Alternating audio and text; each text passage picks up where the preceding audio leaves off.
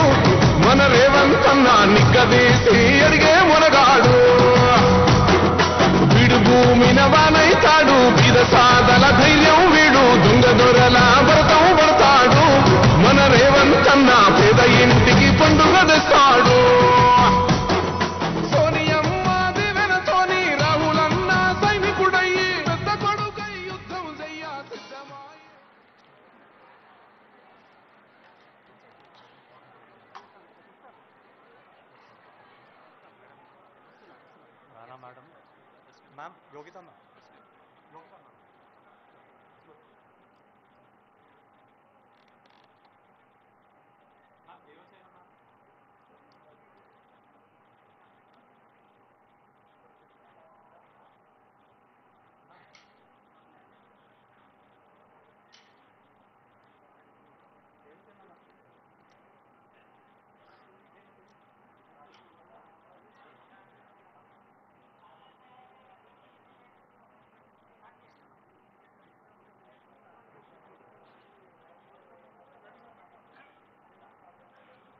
May also request our Registrar, Gaddam Naresh Reddy sir, and OSD to the Vice Chancellor, S. Jitendra Nayak sir, also to grace the days. Now, without further ado, I have the profound honor of reading out the names of the dignitaries who are there. And first and foremost, we have a dynamic leader and the 26th Vice Chancellor of this historic university, Professor Kumar Molguram sir. May I request our registrar to welcome sir with a floral bouquet.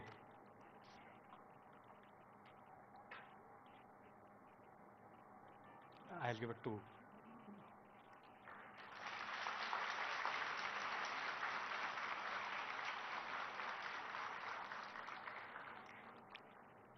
first, I invite a very brilliant and dedicated civil servant whose administrative acumen has been pivotal in steering the state's education policy towards progress. Please welcome Srimati A. Sri Devasena, IAS Commissioner, Collegiate and Technical Education. May I request our Vice Chancellor, sir, to welcome ma'am with a floral bouquet.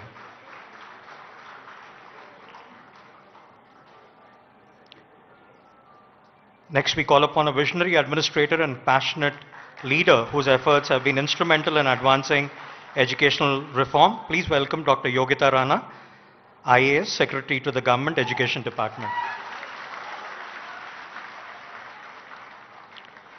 Now we invite a tireless champion of social justice and dedicated public servant. His unwavering commitment has brought about significant welfare initiatives for the betterment of our society. Please welcome the Honorable Minister for SC Development, Tribal and Minority Welfare, Government of Telangana, Sri Adluri Lakshman Kumar Garu.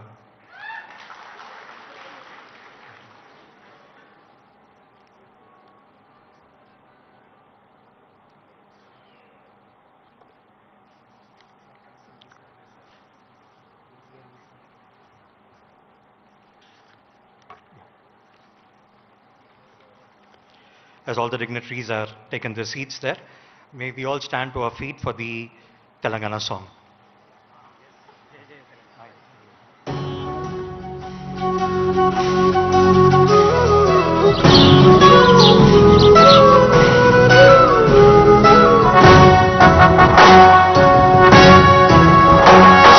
Jaya Jaya He Telangana Janani Jaya Ketanam Mukoti Gontukalu ఒక్కటైన చేతనం తరతరాల చరితగల తల్లి నీరాజనం పద పదాన నీ పిల్లలు ప్రణమిల్లిన శుభతరుణం జై తెలంగాణ జై జై తెలంగాణ జై తెలంగాణ జై జై Telangana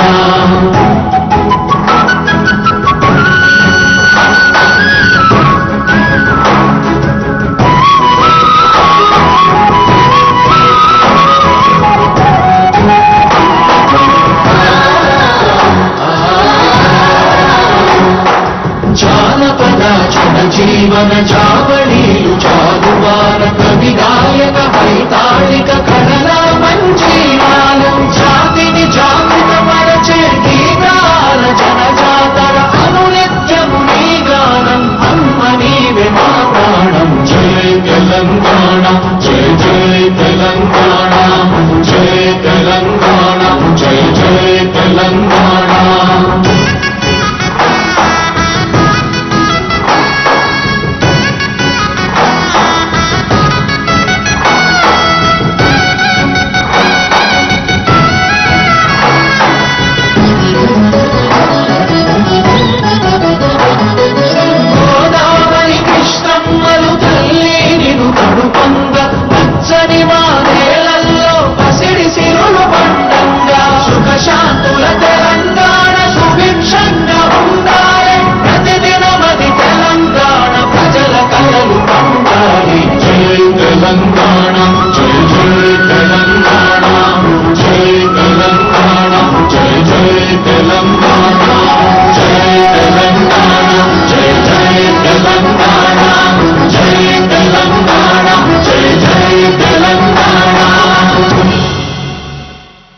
Thank you.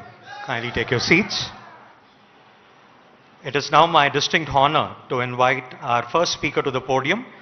He is a visionary leader who has been instrumental in guiding Osmania University and charting its course towards brighter future.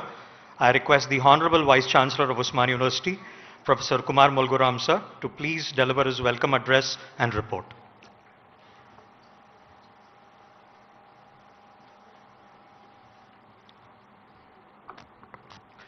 అందరికీ నమస్కారం.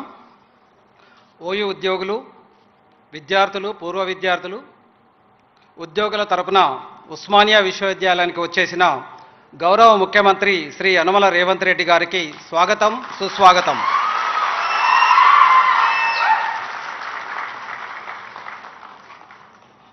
సాంఘిక గిరిజన అభివృద్ధి సంక్షేమ శాఖ మాత్యులు గౌరవ శ్రీ అడ్లూరి లక్ష్మణ్ గారికి స్వాగతం.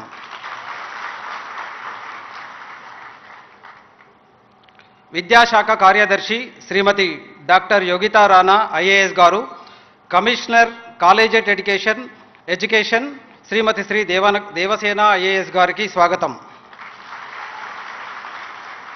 అట్లాగే గౌరవ registrar garu professor G Naresh Reddy, OSD to vice chancellor S Jitendra Kumar Nayak garu, అలాగే అతిథులు, ముందు కూర్చున్న అతిథులందరికీ కూడా నమస్కారం. ఆయా ఫ్యాకల్టీ డీన్స్, ప్రిన్సిపల్స్, విగాధిపతులు, board of studies chairmans, directors, విశ్రాంత అధ్యాపకులు, ఓయూ బోధనా బోధనేతర సంఘాల ప్రతినిధులు, పూర్వ విద్యార్థులు, అధ్యాపకులు, ఉద్యోగులు, పరిశోధకులు, మీడియా ప్రతినిధులు అందరికీ నా యొక్క నమస్కారం. డెమోక్రటిక్ గవర్నమెంట్, ప్రజాస్వామిక ప్రభుత్వాలు అంటే ఏమిటో అబ్రహాం లింకన్ గారు చెప్పినట్టుగా government of the people, by the people, for the people స్ఫూర్తితో మీ డైనమిక్ నాయకత్వం ప్రజాప్రభుత్వాన్ని ఏర్పాటు చేసి ముఖ్యమంత్రిగా మొదటిసారి మన ఉస్మానియా యూనివర్సిటీకి 20 సంవత్సరాల తర్వాత ఒక సీఎం ఈ ఠాగూర్ ఆడిటోరియంకి రావడం అనేది ఈ సందర్భంగా మా విద్యార్థులు, అధ్యాపకులు అందరి తరఫున మీకు స్వాగతం, సుస్వాగతం, ఘన స్వాగతం సార్. మీ స్ఫూర్తివంతకమైన నాయకత్వంలో ఏర్పడిన ప్రజాప్రభుత్వం దేశంలోనే ప్రతిష్టాత్మకమైన 108 సంవత్సరాల ఓయూకు నన్ను వీసీగా నియమించినందుకు ముఖ్యంగా మీకు, మన ప్రభుత్వానికి ముందుగా హృదయపూర్వక కృతజ్ఞతలు సార్. ఇవాల్టి కార్యక్రమానికి హాజరైన ప్రతి ఒక్కరూ ఓ చారిత్రక సందర్భానికి సాక్షులు. 20 ఏళ్ల సుదీర్ఘ విరామం తర్వాత రాష్ట్ర ముఖ్యమంత్రి వర్యులు ఉస్మానియా విశ్వవిద్యాలయంలో పర్యటించడం, విద్యార్థులను ఉద్దేశించి మాట్లాడడం, విశ్వవిద్యాలయ పురోభివృద్ధికి మార్గదర్శకులుగా ముందుకు రావడం శుభ పరిణామం. శతాబ్దానికి పైగా తెలుగు రాష్ట్రాలకు, తెలంగాణ ప్రాంతానికి విజ్ఞాన వికాసాన్ని అందిస్తున్న ఉస్మానియా విశ్వవిద్యాలయ రవీంద్రనాథ్ ఠాగూర్ ఆడిటోరియంలో మనం ఈవేళ సమావేశమయ్యాం. ఈ సందర్భంగా ఉస్మానియా విశ్వవిద్యాలయ ప్రగతి, ఇక్కడ విద్యార్థుల ప్రతిభ, తెలంగాణ ఆవిర్భావం, రాష్ట్ర పునర్నిర్మాణం, ఆయా రంగాల్లో ఓయూ విద్యార్థుల భాగస్వామ్యాన్ని గుర్తు చేసుకోవాలి. ఓయూ ఆవిర్భావం, అభివృద్ధి ప్రయాణంలో తమ మేధస్సును, శ్రమను అందించిన ప్రతి ఒక్కరి భాగస్వామ్యాన్ని మనం మననం చేసుకుందాం. ఉస్మానియా విశ్వవిద్యాలయం 100 ఏళ్లు పూర్తి చేసుకొని ప్రస్తుతం ఓ ప్రత్యేకమైన దశకు చేరుకుంది. తెలుగు రాష్ట్రాల్లోనే అత్యుత్తమ విశ్వవిద్యాలయంగా వెలుగొందింది. దేశంలో 7వ పురాతన విశ్వవిద్యాలయంగా పేరొందింది. ఆధునిక పోటీ ప్రపంచాన్ని ఎదుర్కొంటూ నిలబడగలుగుతుంది. అయితే మళ్ళీ దశలోకి ఓయూ మళ్లించాల్సిన ఆవశ్యకతను మనందరిపైన ఉన్నది. నైపుణ్యాలను అందిపుచ్చుకొని మార్కెట్కు అనుగుణంగా విద్యార్థులను తీర్చిదిద్దాల్సిన బాధ్యతను అధ్యాపకులుగా మనమందరం తీసుకోవాలి. గ్రామీణ పేద, బలహీన వర్గాల విద్యార్థులు ఉద్యోగాలు సాధించే దిశగా ఆధునిక సాంకేతికతకు తర్ఫీదుకు సిద్ధం చేస్తున్నాం. గత 10 నెలలుగా సార్ ఏ యూనివర్సిటీ అయినా అభివృద్ధి చెందాలంటే ముఖ్యంగా 4 పిల్లర్స్ పైన ఆధారపడుతుంది. ఒకటి strong and quality academics. So దీనిపైన మేము ఫోకస్ చేశాం సార్. అట్లాగే రెండవది ఏంటంటే quality research, publications, patent, citations, దీనిపైన అందరు ఫ్యాకల్టీకి అవగాహన కలిగించాము. మూడవది ఏంటంటే సార్ పేటెంట్ ఇన్నోవేషన్. సో ఏ విశ్వవిద్యాలయమైనా పేటెంట్స్ అంటే ఇన్నోవేషన్ లేకుండా ముందుకెళ్ళలేం కాబట్టి పేటెంట్స్, ఇన్నోవేషన్స్ పైన కూడా మేము ఫోకస్ చేశాం. నాలుగవది ఏంటంటే సార్ ఇన్ఫ్రాస్ట్రక్చర్, దీనిపైన కూడా ఈక్వల్గా ప్రియారిటీ ఇచ్చుకుంటూ హాస్టల్స్, అట్లాగే క్లాస్ రూమ్ కాంప్లెక్సెస్ ఇట్లాంటి వాటి కూడా మేము ఫోకస్ చేస్తున్నాం. సో గత 10 నెలలుగా వివిధ కార్యక్రమాలు మేము ఉస్మానియా యూనివర్సిటీలో జరపడం జరిగింది. సంఘ సంస్కర్తలు, భారత రాజ్యాంగ నిర్మాత డాక్టర్ బాబాసాహెబ్ అంబేద్కర్, మహాత్మా జ్యోతిరావు పూలే, బాబు జగ్జీవన్ లాంటి మహనీయుల జయంత్యోత్సవాలను 3 రోజుల పాటు జరిపాం. ప్రతిరోజు దాదాపు 1200 మంది విద్యార్థులు పాల్గొన్నారు. అలాగే ఉస్మానియా విశ్వవిద్యాలయం ఆవిర్భావ దినోత్సవం అని చాలా కన్నుల పండుగ జరుపుకున్నాము. దానికి చాలామంది మంత్రులు వచ్చి వాళ్ళందరూ ఎవిడెన్స్, ఇక్కడ కూర్చున్న కోదండరామ్ సార్ కూడా వచ్చి తన కీనోట్ అడ్రస్ ఇవ్వడం జరిగింది. భారత రాజ్యాంగ నిర్మాణంలో డాక్టర్ బాబాసాహెబ్ అంబేద్కర్ పాత్రపై ఇటీవలే సుప్రీంకోర్టు ప్రధాన న్యాయమూర్తి జస్టిస్ భూషణ్ రామకృష్ణ గారు ఇదే ఆడిటోరియంలో కిక్కిరిసిన విద్యార్థులను ఉద్దేశించి ప్రసంగించారు. విశ్వవిద్యాలయ 84వ స్వాతంత్రోత్సవానికి ఓయూ ఛాన్సలర్, రాష్ట్ర గవర్నర్ శ్రీ జిష్ణుదేవ్ వర్మ గారు పాల్గొని ప్రసంగించారు. ముఖ్య అతిథిగా ఇస్రో చైర్మన్ డాక్టర్ నారాయణ్ గారు పాల్గొని భారత అంతరిక్ష పరిశోధన మైలురాళ్లను, ప్రగతులను విద్యార్థులకు వివరించారు. ఈ సందర్భంగా గౌరవ డాక్టరేట్తో నారాయణ్ గారిని ఘనంగా సత్కరించాం. ఈరోజు మనం ప్రారంభించుకున్న 2 కొత్త వసతి గృహాలను ఓయూ అంతర్గత నిధుల నుండి సమకూర్చుకొని నిర్మించుకున్నామని మీ అందరికీ తెలియజేస్తున్నాము. ఓయూలోని వసతి గృహాలన్నీ దేశంలోని నదుల పేర్లతో ఉన్నాయి. విద్యార్థుల మేధస్సు, విజ్ఞానం నదుల్లా ప్రవహించాలని ఆల్వేస్ మేము ఆకాంక్షిస్తాం. కొత్తగా నిర్మించిన ఈ 2 కొత్త వసతి గృహాలకు తెలంగాణ నదులు దుందిబి, భీమా పేర్లు పెట్టాము. దుందిబి డిండి ప్రాజెక్టు నింపుతున్న నది మహబూబ్నగర్ డిస్టిక్లో ఉన్నది. అట్లాగే భీమా పేరు కూడా పెట్టాం. అట్లాగే దుందిబి అంటే విజయం. సో విజయం సాధించాలి, దుందిబిలో చదివి ఉన్న స్టూడెంట్స్ అందరూ కూడా విజయం సాధించాలని కోరుకుంటున్నాం. అట్లాగే భీమా అంటే స్ట్రెంగ్త్. సో వాళ్ళందరూ కూడా మంచి స్ట్రెంగ్త్గా ఏదైనా ఫేస్ చేసేందుకు రెడీ కావాలని కూడా మేము కోరుకుంటున్నాం. కొత్తగా 2 వసతి గృహాలను ముఖ్యమంత్రి గారు పునాదిరాయి వేశారు. వీటి నిర్మాణం కోసం గిరిజన సంక్షేమ శాఖ 10 కోట్ల రూపాయల చొప్పున మంజూరు చేశారు. ప్రస్తుతం జాతీయ న్యాక్ ర్యాంకింగ్లో ఓయుకు ఉత్తమ ర్యాంకు సాధించే పనిలో ఉన్నాం. ఇందుకోసం ఉస్మానియా విశ్వవిద్యాలయం ఐక్యూఎస్సీ విభాగం అవిశ్రాంతంగా పనిచేస్తుంది. రానున్న 3 ఏళ్లలో ఎన్ఐఆర్ఎఫ్ ర్యాంకింగ్లో 20 ర్యాంకును సాధించాలని ప్రణాళికలు వేసుకున్నాం. ఇందుకోసం ప్రత్యేకంగా సన్నాయత్తం అవుతున్నాం. అట్లాగే క్యూఎస్ వరల్డ్ ర్యాంకింగ్లో కూడా 1000 ర్యాంక్ తేవాలని అందరూ ప్రయత్నం చేస్తున్నాం. యూనివర్సిటీ నైపుణ్యాభివృద్ధి కేంద్రంగా తీర్చిదిద్దాం. ఓయూలో చదివే విద్యార్థులకు సమగ్ర శిక్షణతో విస్తృత ఉద్యోగ ఉపాధి అవకాశాలు లభించేలా చూస్తాం. జాతీయ అంతర్జాతీయ విశ్వవిద్యాలయాలతో అవగాహన ఉపాధులు కల్పించేలా చొరవ తీసుకుంటాం. గౌరవ ముఖ్యమంత్రి గారు ఉస్మానియా విశ్వవిద్యాలయ పురోభివృద్ధికి సంపూర్ణ సహకారం అందించాల్సిందిగా మీ అందరి తరఫున విజ్ఞప్తి చేస్తున్నాం సార్. అట్లాగే మా ముందు చిన్న చిన్న కోరికలు ఉన్నాయి సార్, చాలా పెండింగ్ ఇష్యూస్, అవి మేము ముందు ఉంచుతాము. మా అధ్యాపకులు ఉద్యోగుల కాంట్రిబ్యూటరీ పెన్షన్ నిధులకు సంబంధించిన సమస్య చాలా రోజుల పెండింగ్ ఉంటుంది సార్. అందరూ కూడా ప్రతి 3 రోజులకు ఒకసారి వచ్చి ఈ ప్రాబ్లం సాల్వ్ చేయమంటున్నారు సార్. యూనివర్సిటీ తరఫున మా వంతు సహకారాన్ని 100% ఇస్తాం సార్.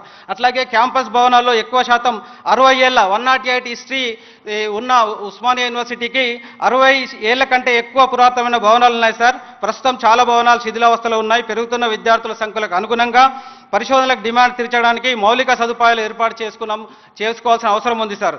సో దీనివల్ల కొంత నిధులు అవసరం పడుతుంది ఉస్మానియా విద్యాలయానికి. కాబట్టి ఈ నిధులు కూడా సమకూర్చాలని మీకు సభాముఖంగా తెలియజేస్తున్నాను సార్. అధ్యాపకుల పదవి విరమణ వయస్సును 60 నుండి 65 సంవత్సరాలకు పెంచడం ద్వారా పరిశోధనల కొనసాగింపుకు అవకాశం ఏర్పడింది సార్. ఇందుకు అధ్యాపకుల తరఫున ముఖ్యమంత్రి గారికి ప్రభుత్వానికి కృతజ్ఞతలు తెలియజేస్తున్నాం సార్. ఓయూలో తీవ్రమైన అధ్యాపకుల కొరత ఉన్న వాస్తవం సార్. ఇప్పటికే ముఖ్యమంత్రి గారు ఈ నియామకాలకు గ్రీన్ సిగ్నల్ ఇచ్చారు సార్. త్వరలో ఈ అధ్యాపకులు కూడా అన్ని కూడా చేపట్టి ఈ ఉద్యోగాలను కూడా కంప్లీట్ చేస్తామని అనుకుంటున్నాం సార్. అట్లాగే ఓయూ అన్ని రంగాల్లో విజయవంతమైన పాత్ర పోషిస్తుందని మీకు హామీ ఇస్తున్నాం సార్. అట్లాగే ఓయూలో ప్రస్తుతం ఒక ఆరోగ్య కేంద్రం ఉంది సార్. బికాజ్ ఆఫ్ వాళ్ళ రిటైర్మెంట్ ఏజ్ వల్ల కొత్త డాక్టర్స్ ఎవరు రిక్రూట్ కాలేదు. ఓన్లీ మేము కాంట్రాక్ట్ బేసిస్లో వాళ్ళని కంటిన్యూ చేస్తున్నాం సార్. దయచేసి ఒక 4 డాక్టర్స్ను మీరు హాస్పిటల్కు అలాట్ చేస్తే మా ఉద్యోగులకు మా ఎంప్లాయీస్కి అందరికీ కూడా చాలా బాగుంటుంది sir.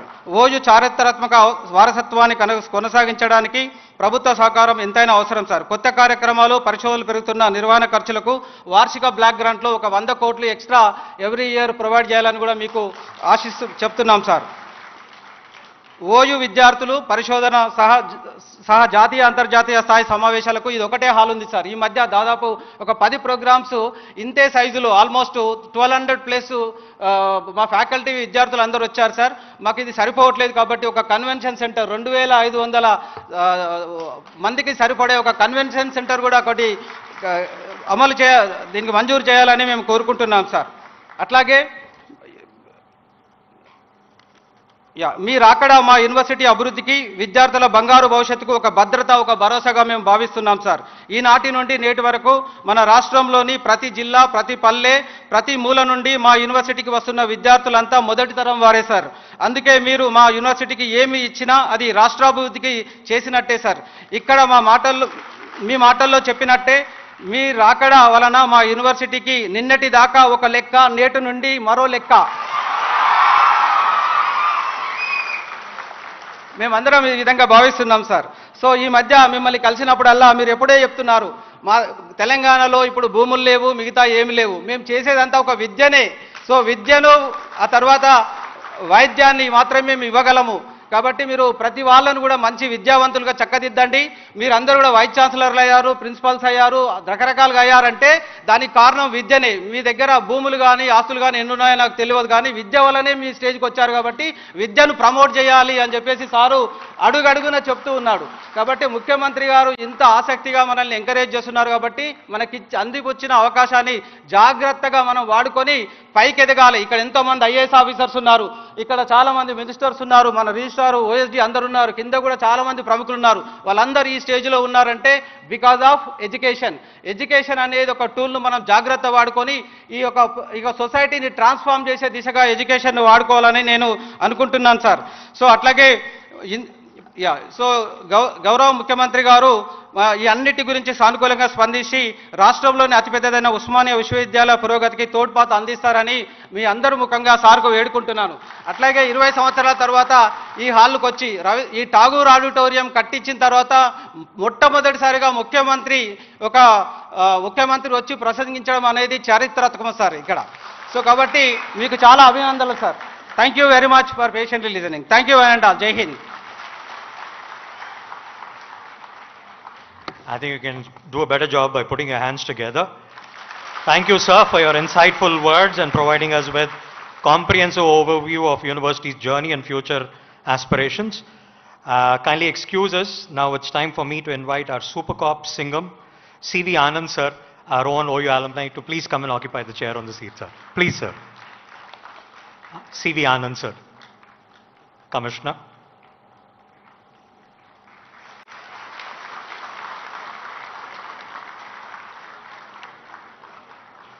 Next, we are honored to have a dynamic leader who has been a pillar of support for the welfare of marginalized communities. He will share his perspective on the transformative impact of these initiatives. I invite the Honorable Minister for SC Development, Tribal and Minority Welfare, Government of Telangana, Sri Adluri Lakshman Kumar Garu, to address the gathering.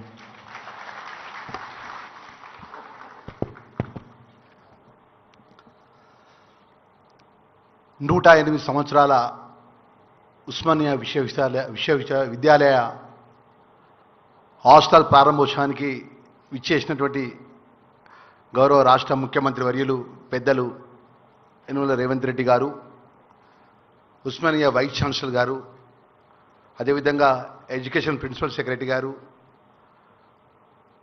వివిధ హోదాలో ఉన్న అధికారులు, register గారు, ముఖ్యంగా ఒక సామాన్యమైనటువంటి ఒక కాంగ్రెస్ కార్యకర్త, ఒక దళిత వర్గంకి వెళ్ళి 2 సంవత్సరాల క్రితం ఏమీ లేనటువంటి నేను ధర్మపురి ప్రజల ఆ ధర్మపురి లక్ష్మణ శాసనసభ ఎన్నికై రాష్ట్ర క్యాబినెట్లో గిరిజన శాఖ, social welfare, minority welfare, disable welfare పంచపాండవుల్లాగా నాకు 5 అన్నదమ్ముల్లాగా నా శాసనసభ్యులు నా పక్క నుండి మా ముఖ్యమంత్రి గారి ఆలోచన ఈరోజు ఈ విశ్వవిద్యాలయంలో ఇంత గొప్ప ఈరోజు మాట్లాడే అవకాశం వచ్చిందంటే 20 సంవత్సరాల తర్వాత గౌరవ ముఖ్యమంత్రి గారు రేవంత్ రెడ్డి గారి నేతృత్వంలో నాకు ఈ అవకాశం రావడం నా అదృష్టంగా భావిస్తున్నా. ఈరోజు ఎంతోమంది గొప్పగా మేధావులుగా తీర్చిదిద్దినటువంటి ఈ విశ్వవిద్యాలయం ఎస్సీ, ఎస్టీ, బీసీ మా విద్యార్థులందరినీ కూడా ప్రపంచంలో ఉస్మానియా యూనివర్సిటీలో చదువుకున్నామంటే ఒక గౌరవం, ఒక గొప్పగా ఒక ప్లేసింగ్ పోయినా, ఒక ఇంటర్వ్యూస్ పోయినా మీరు ఎక్కడ చదువుకొని వచ్చిందంటే ఉస్మానియా యూనివర్సిటీలో చదువుకొని వచ్చినామంటే అంత గొప్పగా ఉన్న యూనివర్సిటీకి మరి 20 సంవత్సరాల తర్వాత మన ముఖ్యమంత్రి గారు రేవంత్ రెడ్డి గారు, మన గిరిజన శాఖ మంత్రిగా నేను కానీ, అదేవిధంగా మా ప్రిన్సిపల్ సెక్రటరీ అల్లు అర్షిని కానీ 10 కోట్ల రూపాయలు మా గిరిజనలకు సంబంధించిన హాస్టల్కు శంకుస్థాపన కూడా ముఖ్యమంత్రి గారి అనుమతితో ఇవ్వడం జరిగింది. మరి దీనిలో భాగంగా ఇక్కడ ఉన్నటువంటి మా విద్యార్థులందరికీ కూడా నేను మనవి చేసుకుంటున్నా, చదువు అనేది చాలా గొప్పది.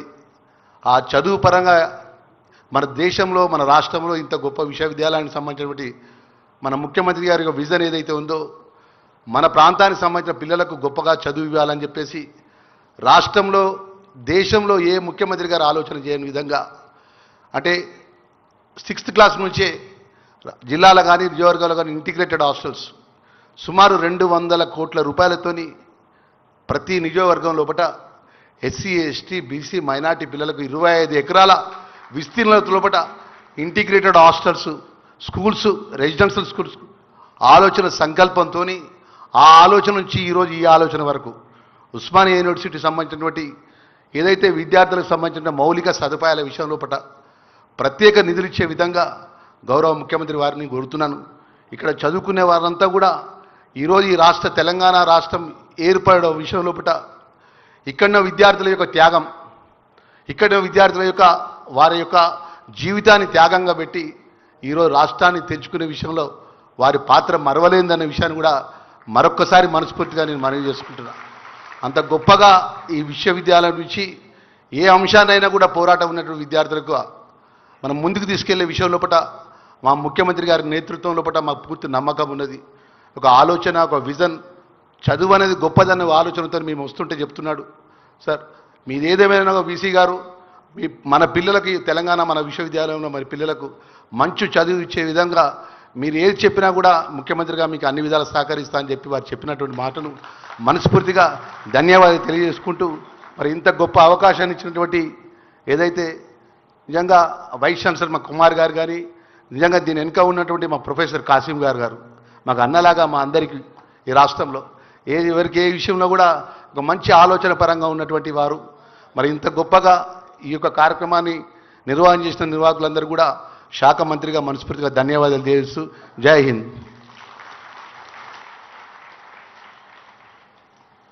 Thank you, sir, for your inspiring words. Your commitment to inclusive growth resonates deeply with the core values of our institution. And now, for the much-anticipated keynote address, we are deeply honored to have with us a leader who has taken a personal interest in the development of our state and its education sector. His presence today is a source of great inspiration for all of us. Ladies and gentlemen, please join me in giving a rousing round of applause for the Honorable Chief Minister of Telangana, Shri A. Revanth Reddy Garu, to deliver his keynote address.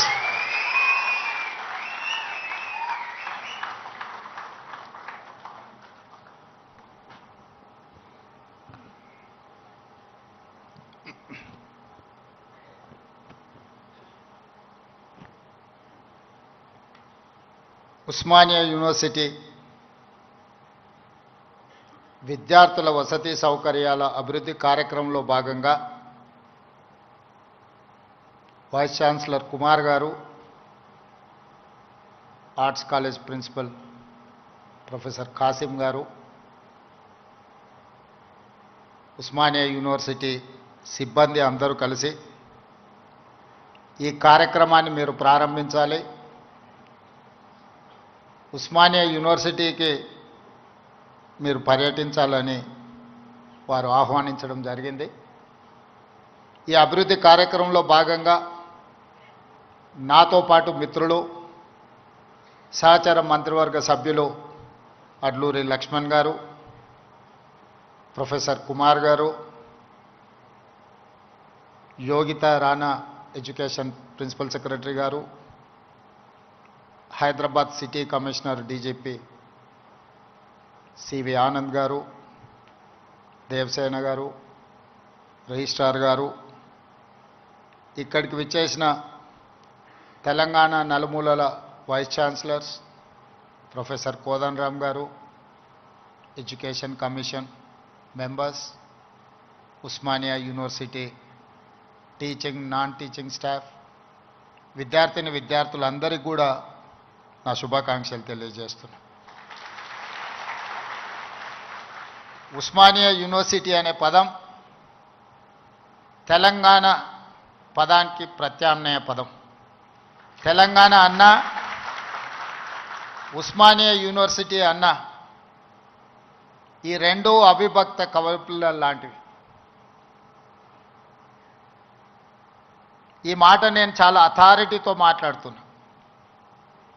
1917లో ప్రారంభించబడ్డ Osmania university, ఏ నిజాం సర్కార్ ఈ ఉస్మానియా యూనివర్సిటీని ప్రారంభించిండో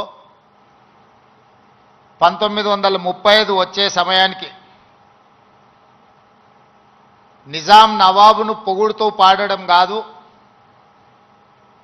Osmania university గడ్డ మీద నుంచి దేశ స్వతంత్రం కోసం పాడుతున్న వందే మాతరాన్ని పాడి వినిపించిన పివి నరసింహారావు గారి ఈ గడ్డ మీద నుంచే, ఈ ఉస్మానియా యూనివర్సిటీ నుంచే ధిక్కార స్వరాన్ని వినిపించిండు. 1938 సాయుధ రైతాంగ పోరాటానికి తండాలలో, గూడాలలో, మారుమూల పల్లెల్లో ఉన్న ఎర్రజెండ మోసినోళ్ళు ఎందరో మంది ఆనాడు ఉద్యమ బాట పట్టినప్పుడు కూడా ఈ ఉస్మానియా యూనివర్సిటీ అండగా నిలబడి ఆనాటి పోరాటాల మీద ఈ గడ్డ మీద చర్చ జరిగింది. ఆ అంశమే కాదు, ఈ ఉస్మానియా యూనివర్సిటీకి ఒక గొప్ప చరిత్ర ఉన్నది. జాతీయ స్థాయిలో హోంమంత్రిగా పనిచేసిన శివరాజ్ పాటిల్ నుంచి మొదలు పెడితే దేశ రాజకీయాలనే శాసించి ప్రపంచ దేశాలతో పోటీ పడగలిగిన ఆర్థిక బలోపేతమైన దేశంగా తీర్చిదిద్దిన పివి నరసింహారావు గారు ఈ ఉస్మానియా యూనివర్సిటీ విద్యార్థిని.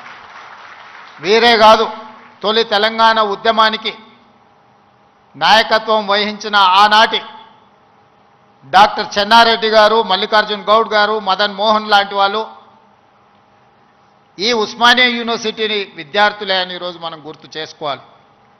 వారే కాదు, ఉస్మానియా యూనివర్సిటీ విద్యార్థి రాజకీయాలలో రాణించి ఉత్తమ పార్లమెంటేరియన్గా ఈ దేశానికి దక్షిణ భారతదేశంలో మొట్టమొదటి ఉత్తమ పార్లమెంటేరియన్గా రాణించిన జైపాల్ రెడ్డి గారు ఈ ఉస్మానియా యూనివర్సిటీ బిడ్డని. వారి తర్వాతి తరంలో ఒక జార్జి రెడ్డి, ఒక గద్దరన్నను అందించిన గడ్డ ఈ ఉస్మానియా యూనివర్సిటీ. ఆ తర్వాత చాలామంది ఈరోజు ఇక్కడ ఉన్న తెలంగాణ ఉద్యమంలో క్రియాశీలక భాగస్వామ్యం తీసుకున్న ఎంతోమంది విద్యార్థుల నుంచి ప్రొఫెసర్లుగా నుంచి తెలంగాణ సాధనలో తమ వంతు కర్తవ్యాన్ని నెరవేర్చిన వాళ్ళు ఈ గడ్డ మీద నుంచి ఇక్కడ చదువుకున్న వాళ్ళే, ఇక్కడ సమస్యల మీద చర్చించిన వాళ్ళే. తెలంగాణ సమాజానికి సమస్య వచ్చినా, తెలంగాణ సమాజానికి సంక్షోభం వచ్చినా, తెలంగాణ నలుమూలలో ఏ సమస్య వచ్చినా మొట్టమొదట చర్చ జరిగేది, మొట్టమొదట ఉద్యమానికి పునాది పడేది ఈ ఉస్మానియా యూనివర్సిటీ నుంచే. కేవలం ఉస్మానియా యూనివర్సిటీ చదువుకోవడానికి, ప్రభుత్వ ఉద్యోగాన్ని సాధించడానికి కాదు, ఈ తెలంగాణ సమాజమైన 4 కోట్ల ప్రజలకు ఏ సమస్య వచ్చినా ఆ సమస్య మాదిగా భావించి చదువుతో పాటు పోరాటాన్ని నేర్పిన ఉస్మానియా యూనివర్సిటీ ఈనాడు తెలంగాణ రాష్ట్ర సాధనలో రాజకీయ పార్టీలు, రాజకీయ నేతలు వైఫల్యం చెంది ఇక మా వల్ల కాదు అని కాడి కింద పడేసినప్పుడు ఉస్మానియా యూనివర్సిటీ విద్యార్థులు ఉద్యమ బాట పట్టిన తర్వాతనే ఈ తెలంగాణ రాష్ట్ర సాధన కళ సాకారమైంది. ఇక్కడున్న ప్రొఫెసర్ కోదండరామ్ గారు ఆనాడు పొలిటికల్ జేఏసీకి నాయకత్వం వహించి తెలంగాణ రాష్ట్ర కళను ఈరోజు మనం నిజం చేసుకున్నాం. ఆనాడు చాలామంది చాలా రకాలుగా ప్రయత్నాలు చేశారు. ప్రతి ప్రయత్నంలో ఒక రాజకీయ ప్రయోజనంతో కూడుకున్న నిగూఢమైన ఒక ప్రణాళిక, ఆలోచన ఉండడం వల్ల ఆ రాజకీయ నాయకుల యొక్క రాజకీయ ప్రయోజనం కోసం ప్రయత్నం చేస్తున్నప్పుడు వాళ్ళని సంపూర్ణంగా సమాజం విశ్వసించలేదు. అందుకే తెలంగాణ రాష్ట్ర సాధన వాదాయి పడుతున్న సందర్భంలో ఉస్మానియా యూనివర్సిటీ విద్యార్థులు మలిదశ తెలంగాణ ఉద్యమంలో శ్రీకాంతాచారి అమరుడై మన అందరికీ ఒక హితబోధ, ఒక జ్ఞానోదయం కలిగించింది. శ్రీకాంతాచార్య అమరుడు అవ్వడం వల్ల శ్రీకాంతాచారి కుటుంబానికి ఎలాంటి ప్రయోజనం లేదు. శ్రీకాంతాచారి బతికుంటే గొప్పోడు అయి ఉండేవాడు, వాళ్ళ తల్లిదండ్రులకు ఎంతో కొంత సహాయం అందించి ఉండేవాడు. కానీ పాలకుల యొక్క ఆలోచనను, రాజకీయ పార్టీల యొక్క విధానాన్ని ప్రజల మధ్యన నిరసన తెలపడానికి తన ఆత్మ బలిదానం ఒక ఉత్ప్రేరకంగా పనిచేస్తుంది అని చెప్పి శ్రీకాంతాచారి మలి తెలంగాణ ఉద్యమంలో మొట్టమొదటి అమరుడై ఈ ఉస్మానియా యూనివర్సిటీ నుంచే తెలంగాణ ఉద్యమానికి పునాదులు పడ్డాయి. ఓ యాదయ్య ఉస్మానియా యూనివర్సిటీ గేటు దగ్గర నిటారుగా నిలబడి పెట్రోల్ పోసుకొని తగలబెట్టుకొని అగ్గిపుల్ల గీరితే కాల్తేనే అమ్మా అనే మనము యాదయ్య జై తెలంగాణ అని చెప్పి తెలంగాణ రాష్ట్ర సాధనలో సమిదై ఈరోజు ఈ ఉస్మానియా యూనివర్సిటీలో ఒక ఈశాన్ రెడ్డి, ఒక వేణుగోపాల్ రెడ్డి ఈ ఉస్మానియా యూనివర్సిటీ నుంచే తెలంగాణ రాష్ట్రం సాధనలో సమిధలైన ఈరోజు చరిత్రలో మనం వాళ్ళని స్మరించుకోవాల్సిన అవసరం ఉన్నది. ఈ ఉస్మానియా యూనివర్సిటీ ఈ దేశానికి డాక్టర్లను, లాయర్లను, ఇంజనీర్లనే కాదు ఐఏఎస్లను, ఐపీఎస్లను అందించిన చరిత్ర ఈ ఉస్మానియా యూనివర్సిటీకి ఉంది. ఈ వేదిక మీద ఉన్న సిబి ఆనంద్ గారు 8991 ఈ ఉస్మానియా యూనివర్సిటీ విద్యార్థి 22 సంవత్సరాల వయసులోనే మొట్టమొదటి ప్రయత్నంలోనే ఐపీఎస్ సాధించిన యంగెస్ట్ ఐపీఎస్ ఆఫీసర్గా ఈరోజు డీజీపీ క్యాడర్లో హైదరాబాద్ కమిషనర్గా ఇక్కడి విద్యార్థి ఈ వేదిక మీద ఉన్నాడు అని అంటే ఈ ఉస్మానియా యూనివర్సిటీ ఎంత బలమైన పునాదులు వేసిందో తెలంగాణ నిర్మాణంలో ఈరోజు మనం గుర్తు చేసుకోవాలి.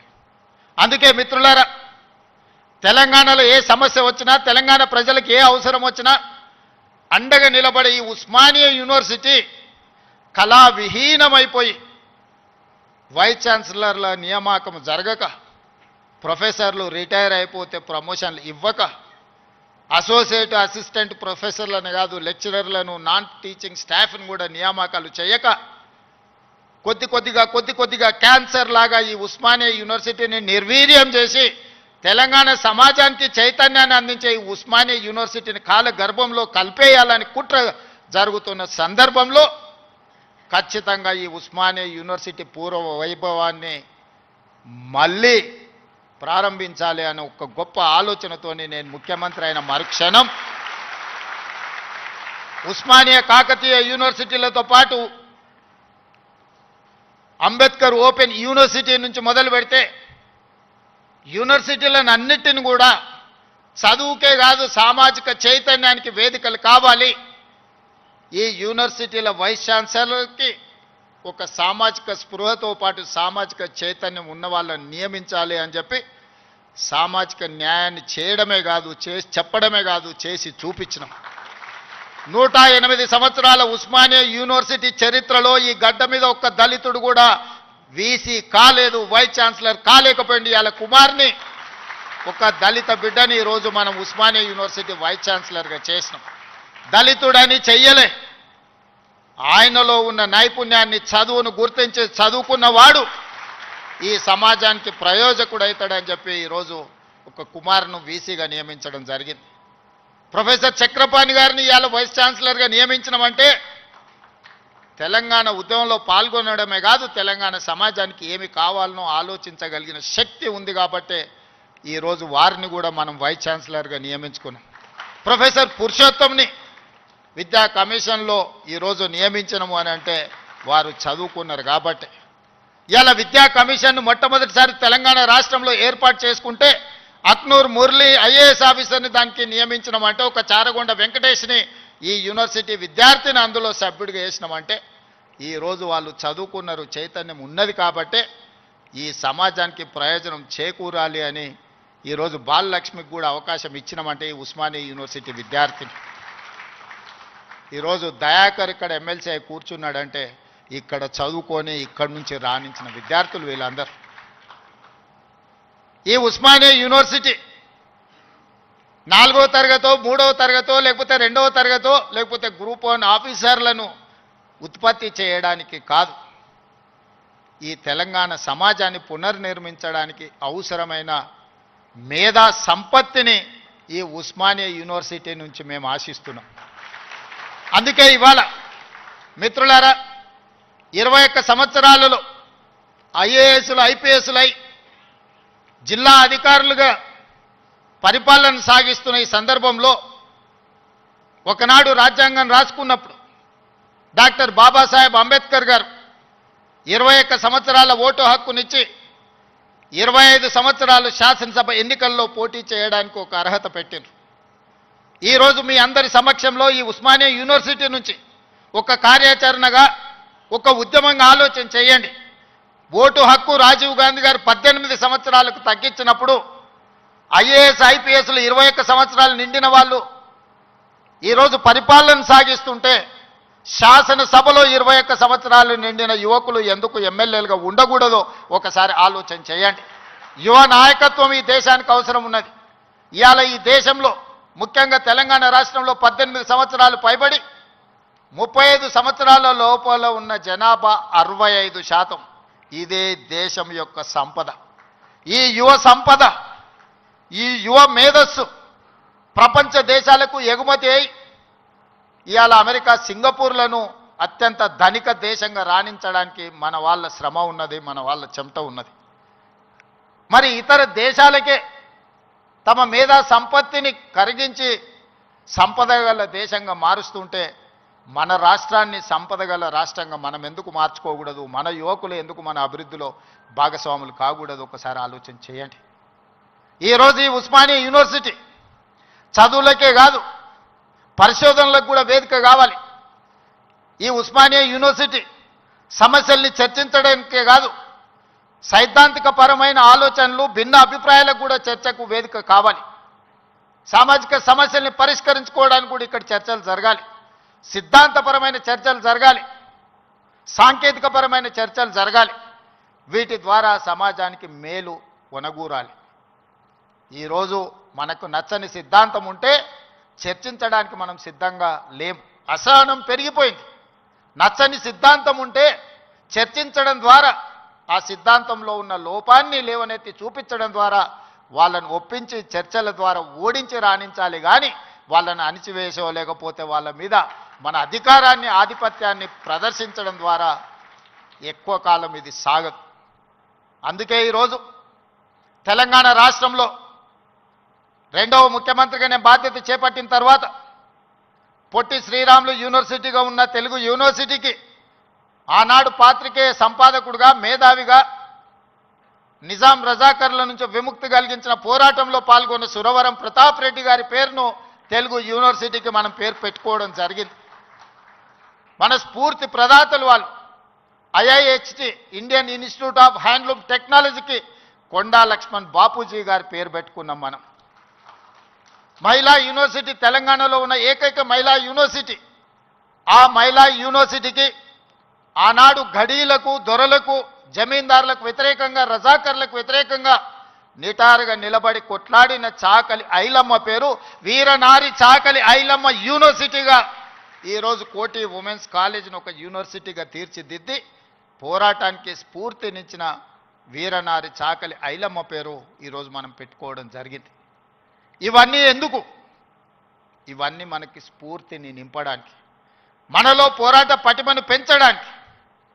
ఆనాడు తెలంగాణ యువత సమస్యల మీద పోరాటం చేసే చైతన్య పరులుగా ఉన్నారు. కానీ ఈనాడు ముఖ్యమంత్రిగా నాకు అందుతున్న సమాచారం, తెలంగాణ ప్రాంతంలో జరుగుతున్న పరిణామాలు మానసిక వేదనకు గురి చేసే పరిస్థితి ఉన్నది. ఈరోజు పట్టణ ప్రాంతాలలో లేకపోతే యూనివర్సిటీలలో కాదు, చిన్న చిన్న కాలేజీల్లో, జూనియర్ కాలేజ్, డిగ్రీ కాలేజీల్లో కూడా విద్యార్థులు గంజాయి సేవించే పరిస్థితి వచ్చింది. ఇది తెలంగాణ సమాజాన్ని నిర్వీర్యం చేసే ప్రమాదం పొంచి ఉన్నది. ఇవాళ గంజాయి, డ్రగ్స్ తెలంగాణ సమాజాన్ని, యువతను పట్టి పీడిస్తున్నాయి. ఇవాళ సిద్ధాంతపరమైన పోరాటాలు లేకపోతే సామాజిక చైతన్యానికి సంబంధించిన ఉద్యమాలు లేకపోవడం వల్ల ఈరోజు ఈ విద్యార్థులు వ్యసనాల వైపు బానిసలు అవుతున్నారు. ఇది మనందరం, ఇక్కడున్న మేధావులందరూ ఆలోచన చేయాలి, చర్చ చేయాలి. ఈ పరిస్థితుల్లో మనందరం ఒకనాడు తెలంగాణ సమాజంలో కావచ్చు, ఈ దేశంలో కావచ్చు, శ్రీమతి ఇందిరాగాంధీ గారు, పివి నరసింహారావు గారు తీసుకొచ్చిన agriculture ceiling act, urban ceiling act ద్వారా జాగీర్దారులు, జమీందారులు, భూస్వాముల దగ్గర ఉన్న వేలాది ఎకరాల భూములను, కొన్ని లక్షల ఎకరాల భూములను సేకరించి దళితులకు, గిరిజనులకు అసైన్మెంట్ పట్టాల పేరు మీద భూములు ఇచ్చారు. ఆనాడు గ్రామాలలో భూమి ఉండడం, ఆత్మగౌరవం, వ్యవసాయం చేయడం ఆ కుటుంబానికి గుర్తింపుగా ఉండి ఆనాడు ప్రభుత్వాలు ఇందిరమ్మ పేరు మీద అసైన్మెంట్ భూములను పేదలకు లక్షలాది ఎకరాలు పంచారు. ఆ తర్వాత పోడు భూముల పట్టాలు 25 లక్షల ఎకరాల అసైన్మెంట్ భూముల పట్టాలు దళితుల, గిరిజనులకు ఇస్తే 10 లక్షల ఎకరాల భూములు ఆదివాసీలకు పోడు భూముల పట్టాలు ఇచ్చి ఈరోజు ఈ రాష్ట్రంలో దళితులు, గిరిజనులు భూ యజమానులుగా ఉన్నారు అని అంటే ఆనాడు తీసుకొచ్చిన అగ్రికల్చర్ సీలింగ్ యాక్ట్ అన్న సంగతి ఈరోజు మనందరికీ తెలుసు. ఈరోజు సొంత ఇంటి కళ. నేను ఖానాపూర్లో ఒక ఆదివాసీ బిడ్డకి ఎమ్మెల్యే టికెట్ ఇచ్చిన. అతనికి ఉన్న గొప్ప ఆస్తి ఏందంటే వాళ్ళ తండ్రికి ఇందిరమ్మ ఉన్నప్పుడు ఇచ్చిన ఇందిరమ్మ ఇల్లు. నేను అక్కడ నాగోబా జాతర దర్శించుకోవడానికి ఒక గిరిజన సాంప్రదాయానికి సంబంధించి గుడిని సందర్శించినప్పుడు చైతన్యం కలిగిన యువకుడుగా వాళ్ళందరినీ సమన్వయం చేస్తూ ఒక యువకుడు నాకు కనిపించింది. పిలిచి పేరు అడిగినా నాకు అర్థం కాలే. తర్వాత నా పక్కన వాళ్ళకి చెప్పిన, అబ్బాయి ఫోన్ నెంబర్ తీసుకోని. చదువుకున్నాడు, చైతన్యం ఉన్నది, ఫీల్డ్ ఎన్ఆర్ఈజేఎస్లో ఫీల్డ్ అసిస్టెంట్గా పనిచేస్తున్నాడు అని చెప్తే అతన్ని పికప్ చేసుకొని ఎమ్మెల్యే టికెట్ ఇస్తే ఈరోజు ఎడమ బొజ్జు పేరు మీద శాసనసభలో ప్రాతినిధ్యం వహిస్తున్నాడు. దానికి కారణం చదువు, చైతన్యం. ఈరోజు లక్ష్మణ్ మంత్రి అయినా, కుమార్ వైస్ ఛాన్సలర్ అయినా, ప్రొఫెసర్ కాసిం గారు ప్రిన్సిపల్ గారైనా, ఈ యోగితా రాణా గారు వారి సామాజిక నేపథ్యం మీరు తెలుసుకోండి, వారు ఐఏఎస్ ఆఫీసర్ ఇక్కడ ఉన్న ఇక్కడ చాలామంది రాణించిందంటే చదువు ఒక్కటే కారణం. ఇవాళ చదువును మనం నిర్లక్ష్యం చేసే పరిస్థితి లేదు. ఈరోజు నేను ఉన్న వాస్తవం మీ దగ్గర చెప్పదలుచుకున్నా. నా దగ్గర పంచడానికి భూములు లేవు, మిమ్మల్ని ధనవంతులు చేయడానికి ఖజానా ఖాళీగా ఉన్నది, ఖజానా ఒట్టిపోయి ఉన్నది, భూములేమో లేవు, పంపకాలు జరిగిపోయినాయి. ఈరోజు తెలంగాణలో 1,50,00,000 ఎకరాల వ్యవసాయ యోగ్యమైన భూములు ఉంటే 96% చిన్న సన్నకారు రైతులే, అంటే ఎకరము 2 ఎకరాలు 3 ఎకరాలే. ఇప్పుడు అగ్రికల్చర్ సీలింగ్ యాక్ట్ తెచ్చినా నేను గుంజుకోవడానికి గజం కాదు కదా, ఇంచు భూమి కూడా లేదు. అందుకే మా దళితులకు, మా గిరిజనులకు, మా బలైన వర్గాలకు, మా మైనారిటీ సోదరులకు, మా తమ్ముళ్ళకు, మా చెల్లెళ్ళకు నా సూచన ఒక్కటే, మీరు ధనవంతులు కావాలి, మీరు గొప్ప వ్యక్తులు కావాలి అని అంటే రాష్ట్ర ప్రభుత్వం పంచడానికి భూములు లేవు, నింపడానికి ఖజానా లేదు. మీకు నేను ఇవ్వగలిగింది విద్య ఒక్కటే, నాణ్యమైన విద్యనే. మీ తలరాతలను మారుస్తుంది. మీ తలరాతలు మారాలంటే మీరు చదువుకోవాలి. చదువు ఒక్కటే పరిష్కారం. చదువు ఒక్కటే మిమ్మల్ని గుణవంతులు చేస్తుంది, ధనవంతులను చేస్తుంది, శ్రీమంతులు చేస్తుంది. ఈ తెలంగాణ సమాజంలో మిమ్మల్ని భాగస్వాములను చేస్తుంది. చదువుకునే వయసులో మీరు ఇతర వ్యాపకాలకు లోనైతే జీవితాంతం బాధతోని కుళ్ళి కృషించి చావాల్సిన పరిస్థితి వస్తుంది. అందుకే ఒక సామాజిక బాధ్యతగా ముఖ్యమంత్రి అయిన ఎంబడే వైస్ ఛాన్సలర్ను నియమించిన, వాళ్ళనే ఇంటర్నల్ ఒక సబ్ కమిటీ వైస్ ఛాన్సలర్తో వేసి మీ విద్యా ప్రమాణాలు పెంచుకోవాలంటే నేను చేయగలిగింది ఏందో మీరు చెప్పండి. నియామకాలతో పాటు ప్రొఫెసర్ల వయసు పెంచడంతో పాటు నిధుల కేటాయింపు వరకు మీకు ఏం కావాలన్నా మీకు పూర్తి స్వేచ్ఛనిస్తున్నా, మీరు ప్రణాళికలు సిద్ధం చేసుకోండి అని ఆదేశాలు ఇచ్చిన. ఇవాళ తెలంగాణ సమాజంలో సామాజిక న్యాయంతో వైస్ ఛాన్సలర్లు నియమించడం, చిన్న వివాదం లేకుండా, ఒక ఆరోపణ లేకుండా మొట్టమొదటిసారి తెలంగాణలో మనం వైస్ ఛాన్సలర్లను నియమించుకోగలిగింది. ఇవాళ పబ్లిక్ సర్వీస్ కమిషన్కి ఒక బలహీన వర్గాలకు సంబంధించిన బుర్రా వెంకటేశంని, ఒక రెసిడెన్షియల్ స్కూల్లో గవర్నమెంట్ హాస్టల్లో చదువుకున్న విద్యార్థి ఈరోజు పబ్లిక్ సర్వీస్ కమిషన్ చైర్మన్గా పనిచేస్తున్నాడు. వీళ్ళందరికీ ఒక చైతన్యం ఉంది, సామాజిక బాధ్యత ఉంది. కష్టాలు చూసి వచ్చారు. పేదరికం వాళ్ళ జీవితంలో ఒక భాగం. కొంతమందికి పేదరికం ఎక్స్కర్షన్. పేదరికం ఎట్లుంటుందో అంటే పట్టణం నుంచి పెద్ద బెంచ్ కార్ వేసుకొని పోయి చూసి పేదరికం ఓహో ఇట్లుంటుందా అని చూసి వచ్చే ఎక్స్కర్షన్ కొంతమంది పెద్దోళ్ళకు. కానీ ఆ పేదరికంలోనే పుట్టి ఆ పేదరికాన్ని అనుభవించి ఆ పేదరికంలో నుంచే అభివృద్ధి పదం వైపు నడిచిన వాళ్ళు ఈరోజు తెలంగాణ రాష్ట్రాన్ని నడుపుతున్నారు. పేదరికం అంటే మాకు కొత్త కాదు, పేదరికం మాకు చుట్టం కాదు, పేదరికం మా జీవన విధానంలో ఒక భాగం. మేము ఆ పేదరికాన్ని చూసి వచ్చినాం. ఆ పేదరికాన్ని పారద్రోలడం మాకంటే ఎక్కువ ఎవరికి తెలియదు.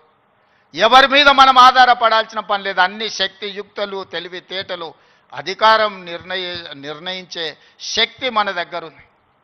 మరి మీరు ఎందుకు దీన్ని ఉపయోగించుకోరని నేను అడుగుతున్నా. ఇవాళ నేను ఉస్మానియా యూనివర్సిటీ ఇక్కడికి రాని విద్యార్థులకు నేను సూచన చేయదలుచుకున్నా. మీకు వ్యతిరేకంగా నిర్ణయాలు చేసేటోళ్ళు, మీకు నష్టం కలిగించేటోళ్ళు, మిమ్మల్ని కష్టపెట్టినోళ్ళను మీరు వ్యతిరేకించండి, నిరసన తెలపండి. మీకోసం పనిచేయాలన్న ఆలోచనతోని మీ ఆలోచనలు తెలుసుకుందామని, మీ సమస్యల్ని చూద్దామని, మీ సమస్యల్ని పరిష్కరించాలని వస్తున్న వాళ్ళని మీరు వ్యతిరేకించడం ద్వారా ఈ అభివృద్ధిని అడ్డుకున్న వాళ్ళం అవుతామా, లేకపోతే అభివృద్ధిని ఇంకా ముందుకు తీసుకెళ్లిన వాళ్ళం అవుతామా, మీరు ఒకసారి ఆలోచన చేయండి. అందుకే ఈరోజు చాకలి ఐలమ్మ యూనివర్సిటీకి పేరు పెట్టడమే కాదు, 500 కోట్ల రూపాయలు ఇచ్చి అభివృద్ధి చేసి ప్రతి తెలంగాణ ఆడబిడ్డ చదువుకోవాలి, రాణించాలి అని చెప్పి వీరనారి చాకలి ఐలమ్మ యూనివర్సిటీకి 500 కోట్ల రూపాయలు నిధులు ఇచ్చి ఈరోజు ఒక అద్భుతమైన పోటీ పడగలిగే యూనివర్సిటీగా తీర్చిదిద్దుతున్నాం. మరి ఒక మహిళా యూనివర్సిటీకి 500 కోట్ల రూపాయలు ఇస్తే మా ప్రొఫెసర్ గారు మా వైస్ ఛాన్సలర్ గారు 5 కోట్లు 10 కోట్లు అడుగుతున్నారా? అడగడానికి కూడా మా వాళ్ళకు పేదరికం ఉన్నది. ఎంత పేదరికం అంటే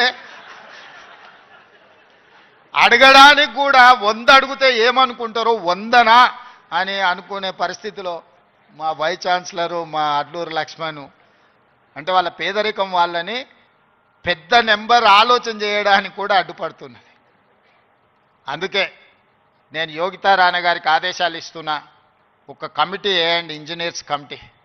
టోటల్గా ఎడ్యుకేషన్ నుంచి యూనివర్సిటీ నుంచి ఒక టీంని, రాష్ట్ర ప్రభుత్వం నుంచి విద్యాశాఖ నుంచి సాంకేతిక పరమైన ఇంజనీర్లతో పాటు ఎడ్యుకేషన్ సైడ్ నుంచి ఉండే వాళ్ళందరినీ ఒక కమిటీ, చిన్న కమిటీని కూర్చి ఉస్మానియా యూనివర్సిటీ 100% ప్రపంచంతో పోటీ పడగలిగే ఒక స్టాన్ఫర్డ్, ఒక ఆక్స్ఫర్డ్ యూనివర్సిటీ స్థాయిలో మనకేం తక్కువ 3 లక్షల కోట్ల రూపాయల బడ్జెట్ ఉంది. ఎవడో 1,00,000 కోట్లు కట్టింది, కూలింది, పోయింది, 1,00,000 కోట్లు గంగలో పోయింది, గోదావరిలో పోయింది. మీకోసం ఒక 1000 కోట్లు ఖర్చు పెట్టడానికి మాకేమన్నా దరిద్రం ఉందా? నేను స్పష్టంగా చెప్పదలుచుకున్నా, ఈ సంవత్సరం విద్యాశాఖ కోసము 40,000 కోట్లు ఖర్చు పెట్టిన 40,000 కోట్లు ఈ సంవత్సరం young India integrated residential schools 100 నియోజకవర్గాల 100 young India integrated residential schools, ఒక్కొక్క స్కూల్కి 25 ఎకరాల స్థలం, 200 కోట్లు, 20,000 కోట్ల రూపాయలు ఈరోజు యంగ్ ఇండియా ఇంటిగ్రేటెడ్ స్కూల్స్కి నేను సంతకం పెట్టి ఇచ్చిన. యంగ్ ఇండియా స్కిల్స్ యూనివర్సిటీకి 500 కోట్లు పెడుతున్నాం. యంగ్ ఇండియా స్పోర్ట్స్ యూనివర్సిటీకి ఈరోజు 100 కోట్లు పెడుతున్నాం. యంగ్ ఇండియా పోలీస్ స్కూల్స్కి ఈరోజు మనం 100-200 కోట్లు ఖర్చు పెడుతున్నాం. నేను అడుగుతున్న మిత్రులారా, ఈ ఉస్మానియా యూనివర్సిటీకి ఏమి ఇచ్చినా తక్కువే, ఎంత ఇచ్చినా తక్కువే. ఇది చరిత్ర కాలగర్భంలో కలవద్దు. ఇది చరిత్రకు ఎప్పుడు నిటారుగా నిలబడ్డ సజీవ సాక్షిగా ఉండాలి ఉస్మానియా యూనివర్సిటీ. ఏం కావాలనో అడగండి, అడగకపోతే మీ పేదరికమే, అడగకపోతే మీదే పేదరికం.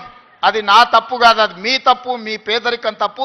మీ ఆలోచనల్ని సవరించుకొని అంచనాలను వేసుకొని ఏమేం కావాలనో చెప్పండి, అన్నిటిని ఇచ్చే బాధ్యత నాది. దీన్ని ఒక అద్భుతమైన యూనివర్సిటీగా, ఈ యూనివర్సిటీ లేకపోతే తెలంగాణకు చరిత్రనే లేదు. తెలంగాణ చరిత్రను నిక్షిప్తం చేసే యూనివర్సిటీ ఉస్మానియా యూనివర్సిటీ. తెలంగాణ పదానికే ప్రత్యామ్నాయం ఉస్మానియా యూనివర్సిటీ. అలాంటి తెలంగాణకు ప్రత్యామ్నాయమైన ఉస్మానియా యూనివర్సిటీ, సిద్ధాంతాలకు వేదికైన ఉస్మానియా యూనివర్సిటీ, ఓ గద్దరన్నను, ఓ జార్జ్ రెడ్డిని ఇచ్చిన ఉస్మానియా యూనివర్సిటీ, ఓ జైపాల్ రెడ్డిని, ఓ పివి నరసింహారావుని ఇచ్చిన ఉస్మానియా యూనివర్సిటీని తెలంగాణ రాష్ట్ర సాధనలో ముందు భాగాన నిలబడి తెలంగాణ సాధించిన ఉస్మానియా యూనివర్సిటీని ఇలా గాలికి వదిలేయడం బాధ్యతను ఒకసారి ఆలోచన చేయండి. అందుకే మిత్రులారా, ఏమైనా అంచనా వేసుకోండి, ఏమేం కావాలనో నాకు చెప్పండి. మళ్ళీ నేను వస్తా. ఠాగూర్ ఆడిటోరియం కాదు, ఠాగూర్ ఆడిటోరియం కాదు. మా వీసీ గారికి, మా పోలీస్ సిబ్బందికి చెప్తున్నా, ఆ ఎల్ల నేను వచ్చిన రోజు క్యాంపస్ లోపల ఒక్క పోలీసు కూడా పెట్టకండి. ఏ విద్యార్థులు ఏ నిరసన అయినా తెలపనియండి, నిరసన తెలిపే స్వేచ్ఛ కూడా వాళ్ళకి ఇద్దాం. ఆర్ట్స్ కాలేజ్ ముందు మీటింగ్ పెడతా, మీకు కావలసిన 100 కోట్ల నిధులు ఇస్తా. మళ్ళీ మీటింగ్ ఆర్ట్స్ కాలేజ్ దగ్గరనే, అక్కడ ఇక్కడ కాదు.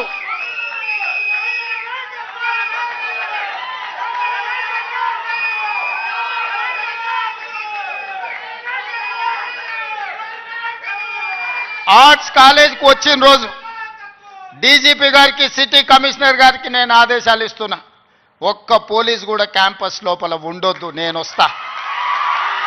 ఎవరు వీళ్ళు?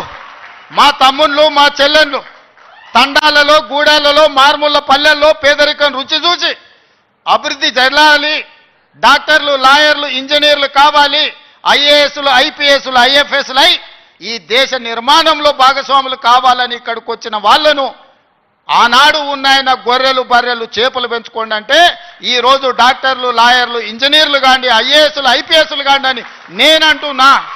నేను రావద్దా? ఎందుకు రావద్దు? గొర్రెలు బర్రెలు చేపలు పెంచుకునేటోనికి నేను రావద్దని కోరుకుండొచ్చు, కానీ డాక్టర్లు, లాయర్లు, ఇంజనీర్లు, ఐఏఎస్లు, ఐపీఎస్లు అయ్యే విద్యార్థులకు నేను రావద్దని నన్ను అడ్డుకోవాలన్న ఆలోచన ఎందుకు ఉంటుంది? ఒకవేళ అడ్డుకుంటే వాళ్ళు వేసే యక్ష ప్రశ్నలకు సమాధానం చెప్పే చిత్తశుద్ధి నాకుంది. తెలివి ఉందా లేదా పక్కన పెడితే నాకు చిత్తశుద్ధి ఉంది. నా చిత్తశుద్ధిని ఎవరు ప్రశ్నించలేరు, ఎవరు శంకించలేరు. అందుకే మీరు అంచనాలు పెంచండి, అంచనాలు వేయండి, అన్ని వివరాలు సేకరించండి. డిసెంబర్ మాసం మనకు అత్యంత కీలకమైన మాసం. Miracle month is December. క్రిస్మస్ని మిరకల్ మంత్ అంటారు, అద్భుతాలు జరిగే నెల అంటారు.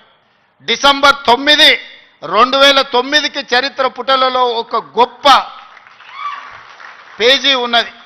మొట్టమొదటి తెలంగాణ రాష్ట్ర ప్రకటన డిసెంబర్ 9, 2009 నాడు జరిగింది. అందుకే డిసెంబర్ నెల అంటే నాకు అత్యంత ఇష్టం. మళ్ళీ డిసెంబర్లో ఆర్ట్స్ కాలేజ్ దగ్గర మీటింగ్ పెట్టండి, నేను వస్తా. మీకేం కావాలనో అక్కడికక్కడ అన్ని మంజూరు చేసి జీవో ఇచ్చిపోతా. మొత్తం లెక్క పెట్టండి, ఏం పనులు కావాలో నాకు చెప్పండి. అన్ని రిక్రూట్మెంట్స్తో సహా మీరు ప్రణాళికలు చేసుకోవాల్సింది. నేను మంజూరు చేసేదే నా బాధ్యత.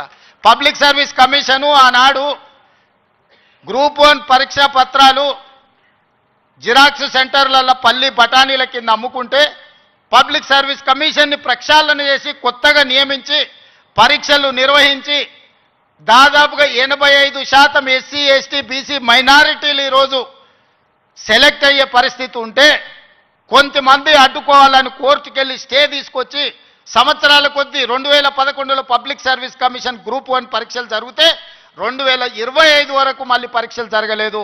14-15 ఏళ్ల తర్వాత నేను పరీక్షలు నిర్వహిస్తే ఫలితాలను ప్రకటించకుండా అడ్డుకుంటారు. విద్యార్థులారా మీరు ఆలోచన చేయండి. 60,000 ప్రభుత్వ ఉద్యోగాలు ఒక్కొక్కరి తలలు లెక్కబెట్టి ఎల్బీ స్టేడియంలోనే వాళ్ళ కుటుంబాలు, వాళ్ళ తల్లిదండ్రులను పిలిచి నియామక పత్రాలు అందించి 60,000 ప్రభుత్వ ఉద్యోగ ఖాళీలను మొదటి సంవత్సరంలోనే భర్తీ చేసిన.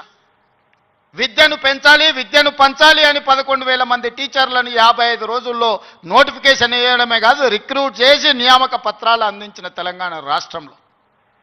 కొన్ని కారణాల వల్ల ఎస్సీ కేటగరైజేషన్, ఇతర అంశాల వల్ల రిక్రూట్మెంట్ను వాయిదా పెట్టినా ఈరోజు ఆ సమస్యను పరిష్కరించుకొని దాదాపుగా ఇంకో 40,000 ఉద్యోగాలను రాబోయే 6 నెలల నియామకాలు చేపట్టి 2.5 సంవత్సరాలు పూర్తి చేసుకునే లోపల 1,00,000 ఉద్యోగాలు భర్తీ చేయాలి ప్రభుత్వంలో అని ప్రయత్నం చేస్తున్నా. ఇతర దేశాలు, ఇతర రాష్ట్రాలు పర్యటించి పెట్టుబడులు తెచ్చి ప్రైవేట్లో దాదాపుగా 20 నెలల 1,50,000 ఉద్యోగాలు ఈరోజు ప్రైవేటు రంగంలో మనం కల్పించినాం. ఈరోజు తెలంగాణ రాష్ట్రము అభివృద్ధి చెందిన రాష్ట్రంగా ఈరోజు వేగంగా ప్రయాణం చేస్తుంది. Self collection of revenue, law and order, policing ప్రతిదీ దేశంలోనే నెంబర్ 1 రాష్ట్రంగా ఈరోజు కేంద్ర ప్రభుత్వం గుర్తించింది. నేను చెప్పట్లేదు, కేంద్ర ప్రభుత్వం నివేదికలు చెప్తున్నాయి. శాంతి భద్రతలను కాపాడడం నుంచి మొదలు పెడితే ఈరోజు నిత్యావసర వస్తువుల ధరలను నియంత్రించడంలో, ఇన్ఫ్లేషన్లో కూడా Telangana is lowest inflation state in the country. 1.5. బయట రాష్ట్రాలకి జాతీయ స్థాయిలో 8% ఇన్ఫ్లేషన్ ఉంటే ఇతర రాష్ట్రాల 6-7% ఉంటే నిత్యావసర వస్తువులను నియంత్రించి 1.5% ఇన్ఫ్లేషన్ ఉన్న రాష్ట్రంగా తెలంగాణ మొట్టమొదటి స్థానాన్ని ఆక్రమించింది. ఎన్నడైనా ఆలోచన చేసిండ్రా? సన్న బియ్యం ప్రతి పేదవాడికి 3,10,00,000 మందికి ఈరోజు సన్న బియ్యం తింటున్నారంటే 60 రూపాయల కేజీ ఉన్న సన్న బియ్యం ఇవాళ 45 రూపాయలకే మార్కెట్లో దొరుకుతున్నాయి. అంటే 3,10,00,000 మందికి ఈరోజు రాష్ట్ర ప్రభుత్వం సన్న బియ్యం ఇవ్వడం. రేషన్ కార్డు అడగాలంటే అదో అమెరికా వీసా లాగా ఉండే ఒకనాడు. ఇవాళ ప్రతి పేదవాడికి రేషన్ కార్డు ఇచ్చి ఇంటింటికి వెళ్ళి నీకు రేషన్ కార్డు కావాలన్నా తీసుకో అని చెప్పి ఈరోజు ఇస్తున్న ప్రభుత్వం మనది కాదా? ఈ ప్రభుత్వం ఉన్నదే మీకోసం. వీటిని అమలు చెయ్యాలి అంటే నియమ నిబంధనల ప్రకారం మనం పని చేయాలి. ఉద్యోగ నియామకాలు ఇవ్వాలి అంటే నేను నోటిఫికేషన్ ఇవ్వాలి. ప్రభుత్వ శాఖలలో ఖాళీలను తెచ్చుకోవాలి, రేషనలైజేషన్ చేయాలి, ఎక్కడెక్కడ ఖాళీలు ఉన్నాయో గుర్తించాలి. ఆ ఖాళీలను పబ్లిక్ సర్వీస్ కమిషన్కో, పోలీస్ కమిషన్కో, లేకపోతే మెడికల్ అండ్ హెల్త్ డిపార్ట్మెంట్ ద్వారానో ఈరోజు నియామకాలు చేపట్టడానికి ఒక ప్రాసెస్ ఉంది. ఆ ప్రాసెస్ ప్రకారం మనం ఈరోజు చేసుకుంటున్నాం. ఒకనాడు నోటిఫికేషన్ల కోసం మీరు ధర్నాలు నిరసనలు చేసేది. నేను మీద నోటిఫికేషన్లు ఇస్తే అశోక్ నగర్ చౌరస్తాలో, అమీర్పేట చౌరస్తాలో రోజు నిరసనలు. ఇన్ని నోటిఫికేషన్లు మాకు వద్దని మొట్టమొదటిసారి తెలంగాణ రాష్ట్రంలో నోటిఫికేషన్లు తగ్గించడం ఉద్యమం జరిగింది. అందుకే మిత్రులారా, మీకు అనుమానాలు ఉంటే నివృత్తి చేస్తా. కొన్ని రాజకీయ పార్టీలకు కొంతమందికి అధికారం పోయినా కడుపుమంట ఉంటుంది, బాధ ఉంటుంది, దుఃఖం ఉంటుంది, ఆవేదన ఉంటుంది. కొడుకులను ఏమేమో చేద్దాం అనుకుంటే ఎందుకు కాకుండా పోతురని తండ్రికి ఆవేదన ఉంటుంది. ఆవేదనతో ఆరోగ్యం కూడా దెబ్బతింటుంది. మీరు వాళ్ళ ఉచ్చులో పడితే ఎట్లా? నేనెవరినే? మీరందరు కలిసి చేస్తేనే ముఖ్యమంత్రి అయినా కదా. నేను ఆకాశం నుంచి ఊడిపడ్డానా? అమెరికా నుంచి వచ్చినా? ఏం నుంచి వచ్చినా? నల్లమల్ల అడవుల నుంచి, కొండారెడ్డిపల్లి నుంచి వచ్చిన గా ప్రొఫెసర్ కాసింది మాది పక్క ఊరే. మీ ఊరు నుంచి, మీ దగ్గర నుంచి గవర్నమెంట్ స్కూల్లో చదివి మీతో పాటు 20 ఏళ్ళు ఉండి జడ్పీటీసీగా, ఎమ్మెల్సీగా, ఎమ్మెల్యేగా, ఎంపీగా 20 సంవత్సరాలు మీతో పాటు ఉండి, మీతో పాటు పెరిగి, మీతో పాటు మీరు ఆశీర్వదిస్తేనే ఈరోజు తెలంగాణ రాష్ట్రానికి ముఖ్యమంత్రి అయినా. చదువుకోవడానికి గుంటూరు పోలేదు, లేకపోతే పూనా పోలేదు, లేకపోతే అమెరికా పోలే. నేను చదివింది ఇక్కడనే, పెరిగింది ఇక్కడనే, ఎన్నికైంది ఇక్కడనే. మా తాతలు ముత్తాతలు ఎవరు పెద్ద పెద్ద పదవులలో లేరు. మా నాయన పేరు చెప్పి నేను ఇక్కడికి రాలేదు. కష్టపడి మీరు ఆశీర్వదిస్తే ఇక్కడికి వచ్చిన. చెట్టు పేరు చెప్పి చింతకాయలు అమ్మదలుచుకోలేదు నేను. కొంతమంది చెట్టు పేరు చెప్పి అమ్ముకునే ప్రయత్నం చేస్తారు. అట్లాంటి వాళ్ళని చూస్తున్నాం. వాళ్ళకి బాధ ఉంది, దుఃఖం ఉంది, కోపం ఉంది. ఎందుకంటే ఉన్న పదంగా ఒక రైతు బిడ్డ ముఖ్యమంత్రి అయితే ఎట్లా, దొరల చేతులు ఉండాల్సిన పెత్తనం పేదోళ్ళ చేతులకు పోతే ఎట్లా అని వాళ్ళకి ఆవేదన ఉంటుంది. అర్థం చేసుకోవచ్చు వాళ్ళ ఆవేదన ఏందో. అట్లాంటి వాళ్ళ ఉచ్చుల పడకండి. సమస్య ఉంటే నాకు చెప్పండి. నా మంత్రులందరూ అందుబాటులో ఉన్నారు.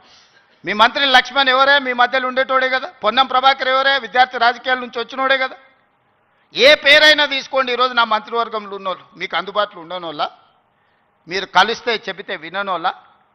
ఇవాళ ప్రొఫెసర్ కోదండరామ్ గారిని ఎమ్మెల్సీగా చేసినాం. ఎందుకు? మీ సమస్యలు విని చట్టసభలలో ప్రస్తావిస్తాడని. కుట్ర చేసి సుప్రీంకోర్టుకి వెళ్ళి కొట్టేపించారు. నేను మళ్ళీ చెప్తున్నా, సార్ 15 రోజులు మళ్ళీ ఎమ్మెల్సీకి పంపుతాం. ఎవడడ్డం వస్తాడో చూద్దాం. ఎందుకంటే ప్రజాస్వామికంగా ప్రజల సమస్యల్ని ప్రస్తావించే వాళ్ళు చట్టసభలో ఉండాలనేది నా ఆలోచన. అలాంటి వాళ్ళను పంపించినప్పుడు వాళ్ళకు కూడా పదవి ఉండొద్దని సుప్రీంకోర్టు వరకు పోయి కోట్ల రూపాయలు పెట్టి పెద్ద పెద్ద న్యాయవాదులను తీసుకొచ్చి ప్రొఫెసర్ కోదండరామ్ సార్ని ఎమ్మెల్సీగా తొలగించారు. ఏం పైశాచికానందం ఇది? ఏం శునకానందం? సార్ ఒక్కడు ప్రొఫెసర్గా ఉంటే తప్ప, ప్రొఫెసర్ గారు ఎమ్మెల్సీగా ఉంటే తప్ప? మీ ఇంటిల్లి పాది మంత్రులు ఉండొచ్చు, ముఖ్యమంత్రి ఉండొచ్చు, ఎమ్మెల్సీలు ఉండొచ్చు, ఎంపీలు ఉండొచ్చు, అన్నీ మీ కుటుంబం ఉండొచ్చు. కానీ పొలిటికల్ చేసి చైర్పర్సన్గా పనిచేసిన కోదండరామ్ గారు ఒక ఎమ్మెల్సీ ఉంటే మీ దుఃఖమేందని అడుగుతున్నా. నా మీద తీటుందంటే నేను అర్థం చేసుకుంటా. ఆ సార్ ఏందే పాపం, ఇంటి తలుపులు వలగొట్టినా ఏమనలే సారు. నేనైతే చెంపలు వలగొడుతుంది. ఆయనను కూడా ఉండొద్దు ఎమ్మెల్సీ కానీ అంటే ఎట్లాంటి ఆలోచనలతో ఉన్నారో ఒకసారి ఆలోచన చేయండి. నేను కాకుండా ఇంకెవరైనా ఉంటే కుమార్ గారు వైస్ ఛాన్సలర్ అవుతుండేనా? మీరు చెప్పండి, మీరు ఆలోచన చేయండి. జానయ్య గారు అక్కడ అవుతుండేనా వైస్ ఛాన్సలరు? ఈ సామాజిక చైతన్యం ఆనాడు దయాకర్ ఉద్యమంలో యాక్టివ్గా ఉన్నాడు కదా. 10-12 ఏళ్ళు పాపం ఏది రాకుండా అందరు అడ్డం పడ్డారు కదా. ఇవాళ ఎమ్మెల్సీ అయ్యింది కదా దయాకర్ కూడా. ఇవన్నీ ఎందుకు అవుతున్నాయి? బాలలక్ష్మి మీ బిడ్డనే కదా, మీ యూనివర్సిటీలో పెరిగిన అమ్మాయే కదా. ఈరోజు ఈ రాష్ట్ర ప్రభుత్వాన్ని నడిపే దాంట్లో భాగస్వామి అయింది కదా. నేను మీకు విజ్ఞప్తి చేసేది ఒకటే, అపోహలకు లోన్ కాకండి. అబద్ధాల సంఘాలు ఉంటాయి, దానికి అధ్యక్షులు ఉంటారు, తండ్రి కొడుకులు. ఆ అబద్ధాల సంఘం చెప్పి అబద్ధాలను మీరు నమ్మకండి.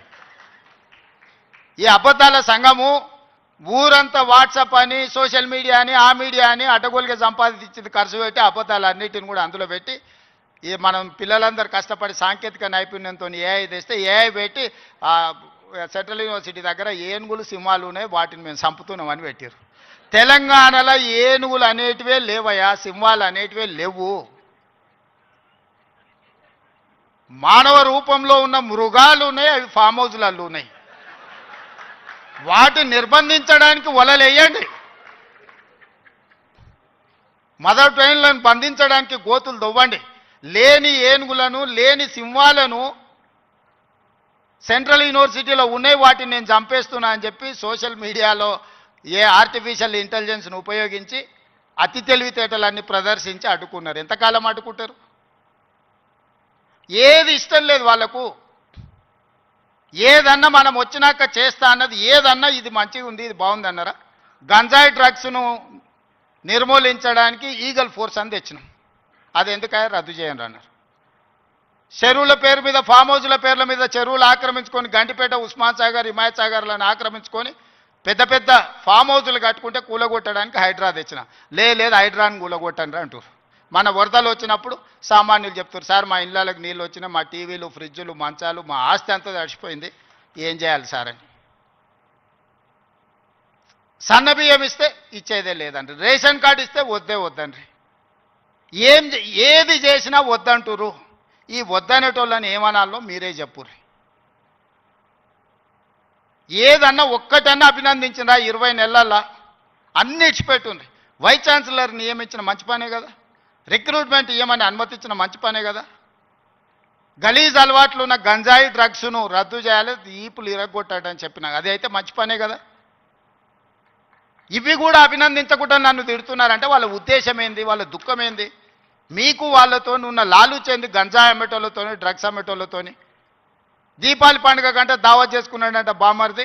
మేము దీపావళి పండుగకు చిచ్చుబుట్లు కాల్చుకుంటే వాళ్ళు సారా బుట్లు పెట్టుకొని దావత్ చేసుకున్నాం. అందులో పట్టుకుంటే డ్రగ్స్ తీసుకున్నవాడు దొరికిండు. అట్లా పట్టుకుంటారు అంటాడు. అంటే డ్రగ్స్ తీసుకుంటే పట్టుకోవద్దా? మీరే చెప్పురే.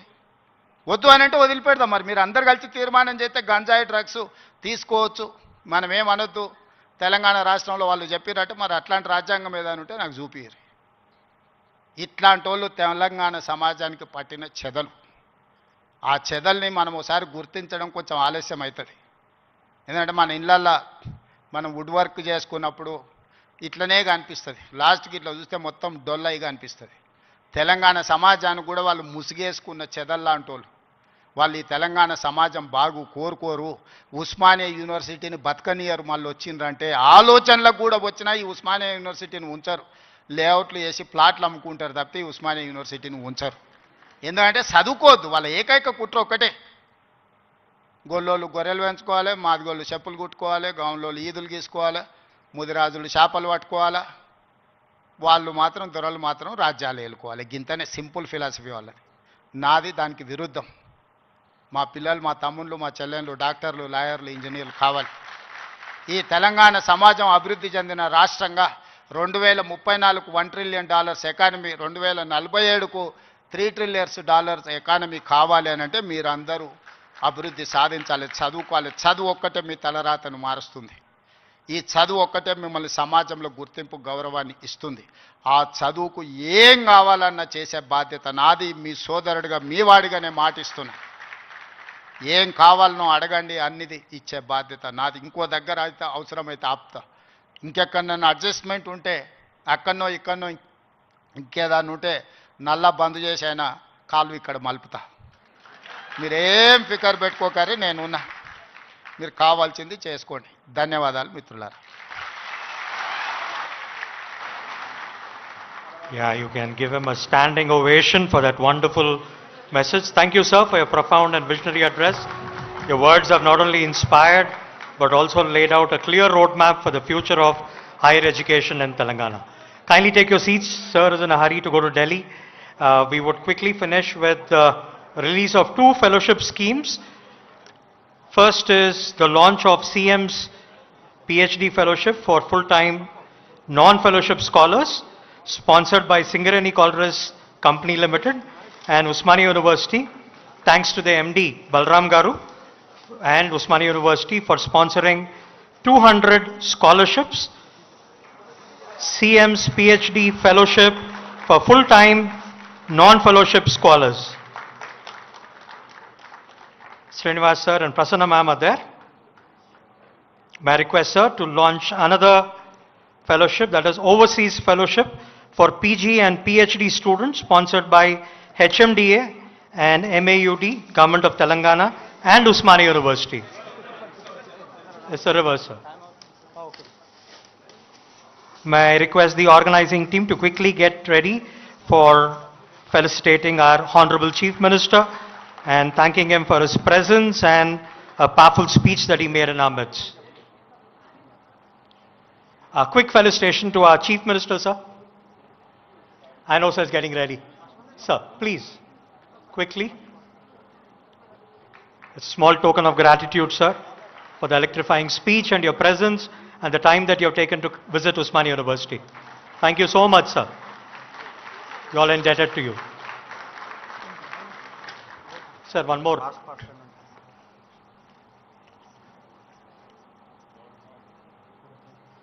Yeah, the Revered Arts College. Sir, if you have time, I request you to felicitate our civil servants as well. To the Minister first, Shri A. Adluri Lakshman Kumar Garu.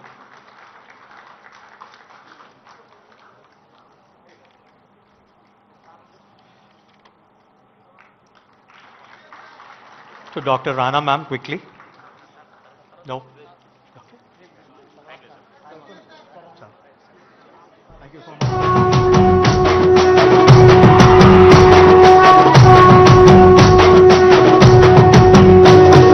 మూడు రంగుల జెండా బట్టి సింగమోలే కదిలినాడు ఒక్కరో కాంగ్రెస్ సూర్యుడు మన రేవ